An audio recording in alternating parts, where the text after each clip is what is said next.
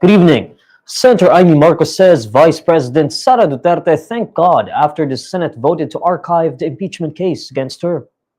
The Senate on Wednesday, August 6th, archived the impeachment case against the Vice President, adhering to the Supreme Court's ruling declaring the articles of impeachment as unconstitutional. In a briefing on Thursday, August 7, Senator Marcos was asked if she was able to talk to Vice President Duterte after the Senate vote. Senator Marcos says the two of them just texted. Text-text lang. Nagpapadala ng biblical quotation. Sino po nagpadala? Si VP, mahilig yung magpadala ng Biblia eh. Basta, salamat sa Panginoon. Yun lang.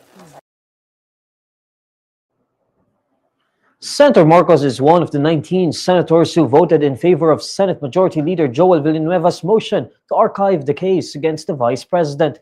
The four who voted against archiving the complaint were Senate Minority Leader Tito Soto and Senators Risa Ontiveros, Kiko Pangilinan, and Bam Aquino. Only Senator Ping Lacson abstained. After the archiving of the case in the Senate, Senator Marcos declares it as supposedly dead but not yet buried. Yes, it's dead, but it's not really buried. But yes, it's dead. In effect, because it's in the archive, but sabi nga ni Justice Ascuna, pwede na mahugutin pa ulit kung magbago ang Korte Suprema. Yes, it's dead, but it's not really buried. But yes, it's dead. Meanwhile, Senate President Cheese Escudero earlier explained that the complaint against Vice President Duterte could still be revived once the Supreme Court reverses its ruling. House Speaker Martin Raldez tells the Senate that the impeachment complaint against Vice President Sara Duterte was not motivated by politics. The Senate on Wednesday, August 6, decided to archive the impeachment complaint against the Vice President. In response to the Senate's move, Raldez, in a statement on Thursday, August 7, questions the Senate's move, saying there should be no rush to bury the complaints. Raldez says the Senate, not sitting as an impeachment court, moved swiftly to archive the complaint against Vice President Sara Duterte, despite the case still be pending before the Supreme Court. Citing the Constitution, Raldez says that only the House of Representatives has the exclusive power to initiate impeachment. Raldez says they exercised that power lawfully, transparently, and in good faith, adding that they acted not out of spite towards the Vice President, but out of duty. He says their move was meant to ask for answers, which, according to Raldez, the Vice President never gave. Raldez further says the House acted in pursuit of accountability, believing the prosecution team had strong evidence against Duterte. However, he laments that the impeachment move was met with personal attacks instead of recognition that the House holds the sole power to initiate impeachment. Raldez also says the case should not be considered dead as the House has filed a motion for reconsideration. This means the Supreme Court has not yet issued a final decision on the petitions against the impeachment. According to Raldez, the court found their arguments serious enough to require the respondents, including the Vice President, to submit their comment. More police officers, including those with high ranks, are being investigated by the National Police Commission in connection with the case of the missing sabungeros.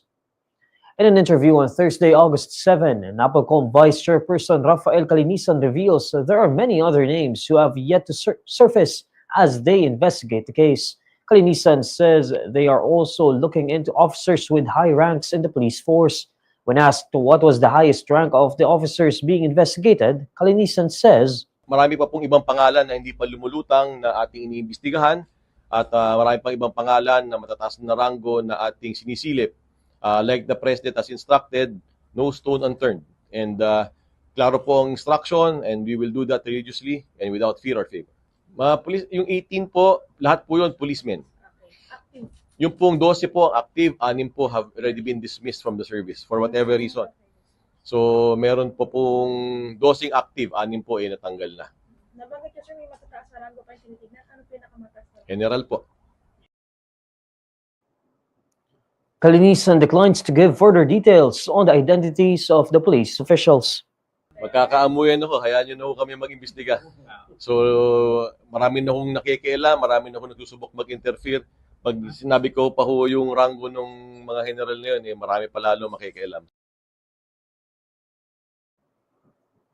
Last July 29, Napolcom filed administrative cases against 12 active police officers allegedly involved in the alleged kidnappings and reported killings of the sabungeros.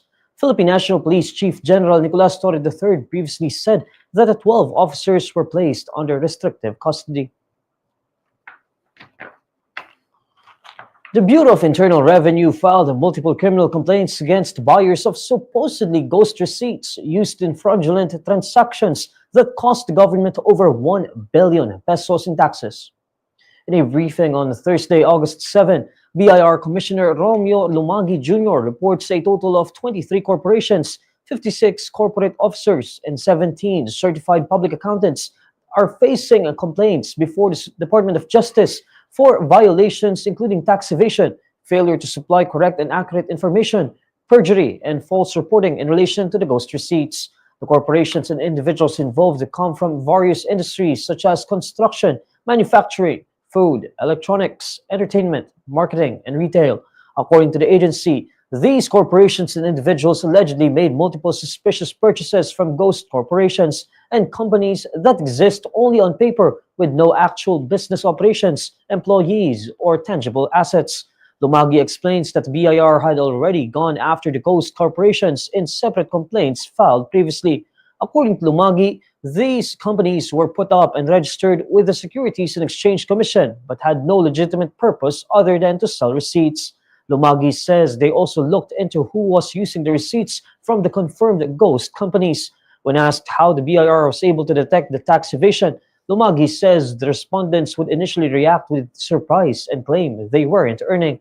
But Lumagi adds the BIR was able to determine the company's actual earnings and compare them with the income reported to the Bureau along with the taxes they paid through third-party information.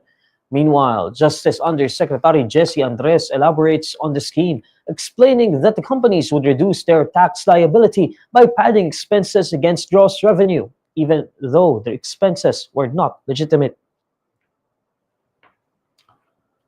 The Philippine Statistics Authority reports that the Philippine economy grew at a slightly faster pace in the second quarter.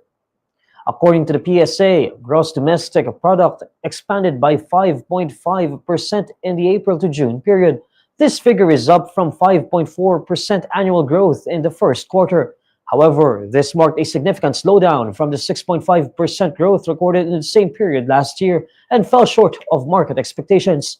A recent Inquirer poll of economists projected a 5.6% increase. According to the PSA, the main contributors to the second quarter growth were wholesale and retail trade, repair of motor vehicles and motorcycles with 5.1%. The PSA also attributes the year-on-year growth to public administration and defense, compulsory social security with 12.8%, and financial and insurance activities with 5.6%. And these are the stories you need to know today. I'm Neil Mercado. Follow INQUIRER.net on Facebook, X, YouTube, TikTok, Instagram, and Reddit. For more stories, visit INQUIRER.net. Good evening.